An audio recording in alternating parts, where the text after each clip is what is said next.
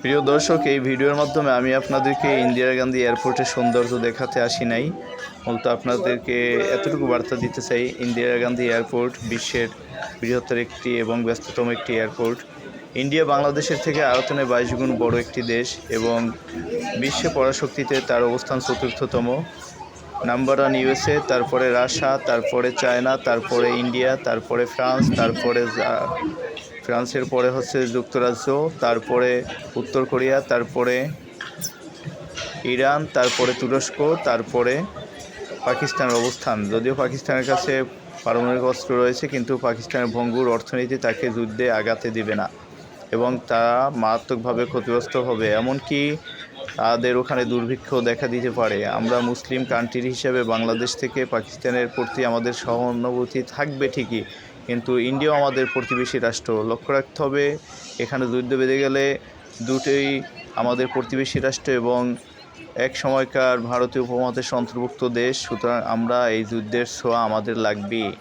তো পাশের প্রতিবেশী ভালো না থাকলে আপনি আমি ভালো থাকতে পারবো না। সুদূর রাশিয়া ইউক্রেন যুদ্ধের প্রভাব এখানে পড়ছে যেভাবে, এখানে দক্ষিণ এশিয়ার এই পারমাণবিক পরাশক্তির দেশ দুইটি যদি যুদ্ধ লেগেই যায়, তাহলে এর ছোঁয়া বাংলাদেশে লাগবে। এখানে উৎসুক হওয়ার কিছুই নেই। এখানে আমরা উৎকণ্ঠা বা চিন্তায় থাকার কথা।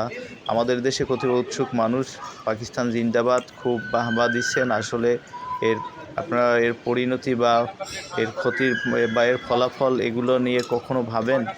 যদি একটু প্রথম বিশ্বযুদ্ধ এবং দ্বিতীয় বিশ্বযুদ্ধের পরবর্তী অবস্থান যদি আপনার ইতিহাস ঘাটেন বা পড়াশোনা করেন, আমি ইতিহাস পড়ছি, রাষ্ট্র ব্যবস্থার উত্থান পতন নিয়ে ঘেটেছি। প্রথম বিশ্বযুদ্ধ এবং দ্বিতীয় বিশ্বযুদ্ধ এর ক্ষতিকর প্রভাব আমি এ সম্পর্কে জানি। বিদায় আপনাদেরকে একটি বার্তা দিতে চাই, উৎসাহিত হওয়ার কিছুই নেই, উৎসুক হওয়ার কিছুই নেই, উৎকণ্ঠায় থাকুন এবং এই যুদ্ধ না হোক সেটি প্রত্যাশা থাকবে আমাদের।